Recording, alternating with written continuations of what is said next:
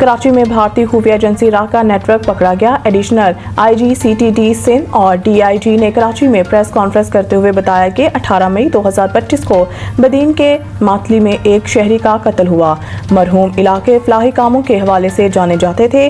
AIG आजाद खान ने बताया है कि वारदात की CCTV फुटेज में 3 मुलजमान को देखा गया। इन गवाहों ने भी मुलजमान को देखा। कत्ल के इल्जाम में 2 मुलजमान को गिरफ्तार करके इनके कब्जा से वारदात में इस्तेमाल होने वाले पिस्तौल और मोटरसाइकिल बरामद किए गए। उन्होंने बताया कि दौरान तफ्तीश इस बात का इंकशाफ हुआ कि कत्ल की मंसूबाबंदी संजय नामी भारतीय एजेंट ने की। हमले का मास्टरमाइंड संजीव कुमार उर्फ फौजी ए खिलजी रियासत में रिहाइश पजीर है।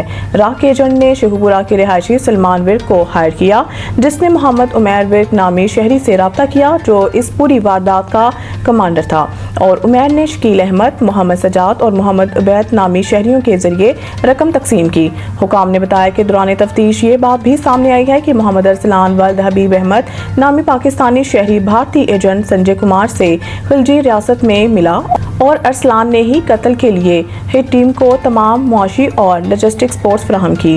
एडिशनल IG CTD आजाद खान ने बताया है कि रा ने इस वारदात के लिए खती रकम खर्च की और संजय ने इस कत्ल को बैरून मुल्क से हैंडल किया। इस कत्ल पर भारतीय मीडिया ने जश्न भी मनाया।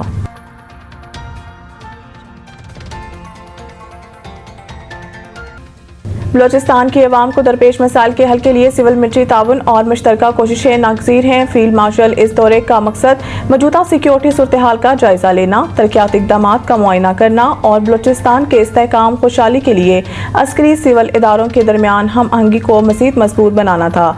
इस मौके पर वज़ीर आला बलोचिस्तान, चीफ सेक्रेटरी बलोचिस्तान और दीगर हुकाम भी मौजूद थे। दौरे के मौका पर फील्ड मार्शल आसिम मुनीर ने सिक्योरिटी सूरत हाल, फितना हिंदुस्तान के खिलाफ कामयाब ऑपरेशन जारी, तरक्याती मंसूबों और जनूबी बलोचिस्तान में समाजी मुआशी बेहतरी की कोशिशों पर तफसीली ब्रीफिंग दी गई। वज़ीर आला बलोचिस्तान और सिविल इंतजामिया के नुमाइंदों से मुलाकात में फील्ड मार्शल आसिम मुनीर ने गुड गवर्नेंस, बुनियादी ढांचे की तरक्की और अवामी मुफाद पर मबनी जामिया तरक्की की अहमियत पर जोर दिया। उन्होंने बलोचिस्तान के अवाम को दरपेश चैलेंजेस से निपटने के लिए सिविल और अस्करी इदारों के बाहमी ताउन को नागज़ीर करार दिया और जनूबी बलोचिस्तान की समाजी मुआशी तरक्की के लिए हर मुमकिन ताउन की कीनदहानी कराई।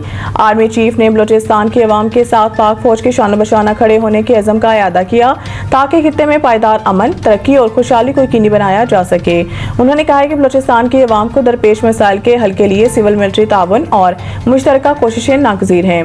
कबल अज़ीम तुर्बत पहुंचने पर फील्ड मार्शल सैयद आसिम मुनीर को कोर कमांडर बलोचिस्तान ने इस्तकबाल किया।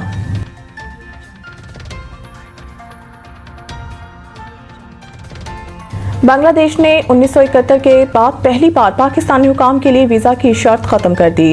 गैर मुल्की मीडिया के मुताबिक बांग्लादेश और पाकिस्तान के सफारती और सरकारी पासपोर्ट रखने वाले अफराद को अब दोनों मुल्कों के दरमियान सफ़र करने के लिए वीज़ा की ज़रूरत नहीं होगी। मीडिया रिपोर्ट्स में बताया गया है कि नोबेल इनाम याफ्ता डॉक्टर मोहम्मद यूनुस की क़यादत में बांग्लादेश की अबूरी हुकूमत ने बाहमी वीज़ा इस्तिस्ना के इस मुआहदे की मंजूरी दे दी है। प्रेस सेक्रेटरी शफीक इस्लाम ने ढाका में न्यूज़ कॉन्फ्रेंस में बताया कि बांग्लादेश के 31 दीगर ममालिक के साथ भी इसी नौयत के मुआहदे मौजूद हैं। इस मुआहदे के तहत पाकिस्तानी हुकाम को भी बांग्लादेश में वीज़ा के बगैर दाखिले की इजाज़त होगी और ये मुआहदा 5 साल के लिए नाफिज अमल होगा। ये पेशरफ्त गुज़िश्ता माह ढाका में बांग्लादेशी होम एडवाइज़र जहांगीर आलम चौधरी और पाकिस्तान के वज़ीर दाखिला मोहसिन नकवी के दरमियान मुलाकात के बाद सामने आई है। इस मुलाकात में दोनों अफ्रीकैन ने सरकारी पासपोर्ट रखने वालों के लिए वीज़ा ऑन अराइवल के मुआहदे को हतमी शक्ल देने का ऐलान किया था। मुल्क भर में बिजली का यकसा माहाना टैरिफ लागू करने की मंजूरी। इस्लामाबाद वफाकी हुकूमत की जानिब से मुल्क भर में यकसा टैरिफ के नफाज के हवाले से बड़ा पॉलिसी शिफ्ट सामने आया है। वफाकी काबीना ने कराची समेत मुल्क भर के लिए यकसा माहाना टैरिफ एडजस्टमेंट लागू करने की मंजूरी दे दी है। इससे कबल के इलेक्ट्रिक के लिए अलग और बाकी मुल्क के लिए अलग माहाना एडजस्टमेंट का इत्तलाक किया जाता था। वफाकी काबीना ने इक्तिसादी राब्ता कमेटी के 19 अगस्त के फैसले की मंजूरी दी है। फैसले के तहत बिजली की कीमत में माहाना एडजस्टमेंट मुल्क भर के लिए यकसा होगी। फ्यूल एडजस्टमेंट में कमी या इजाफा दोनों सूरतों में मुल्क भर के लिए एक जैसा होगा। बिजली का बुनियादी टैरिफ और सहमाही एडजस्टमेंट कराची समेत मुल्क भर के लिए यकसा लागू होती है। नए फैसले के तहत माहाना एडजस्टमेंट भी सहमाही और बुनियादी टैरिफ की तरह मुल्क भर के लिए यकसा हो जाएगी। कराची में बारिश 27 अगस्त से एक और सिस्टम के असरअंदाज होने का इम्कान। महकमा मौसमियात के मुताबिक कराची में सुबह सवेरे मुख्तलिफ इलाकों में कहीं बूंदाबांदी तो कहीं हल्की बारिश ने मौसम खुशगवार बना दिया। कराची के इलाकों north Nazimabad, board office, Haidari, scheme 33, Saddar और शाहराह फैसल समेत दीगर इलाकों में हल्की बारिश रिकॉर्ड की गई। महकमा मौसमियात के मुताबिक आज से 27 अगस्त के दौरान मुल्क के बलाई और वस्ती इलाकों में मूसलाधार बारिश का इम्कान है। एक और मानसून सिस्टम 27 अगस्त से कराची समेत सिंध के बेशतर हिस्से में असरअंदाज हो सकता है। महकमा मौसमियात के हुकाम का बताना है कि मानसून हवाएं मुल्क के बलाई इलाकों में दाखिल हो रही हैं। 27 से 29 अगस्त के दौरान सिंध और बलूचिस्तान में बारिश हो सकती है। वादी नीलम, मुजफ्फराबाद, रावलाकोट और दीगर मुकामात पर भी बारिश का इम्कान है। इसके अलावा गिलगित बल्तिस्तान के चंद मुकामात पर भी तेज हवाओं और गरज चमक के साथ बारिश मुतवक्के है, जबकि दीर, चित्राल, सवात, कोहिस्तान, शांगला, कोहाट और पेशावर में भी बादल बरस सकते हैं। पीसीबी का पीएसएल के 10 साल पर डॉक्यूमेंट्री बनाने का फैसला। ज़राए के मुताबिक पीएसएल के 10 साल पर डॉक्यूमेंट्री बनाने का फैसला किया गया है।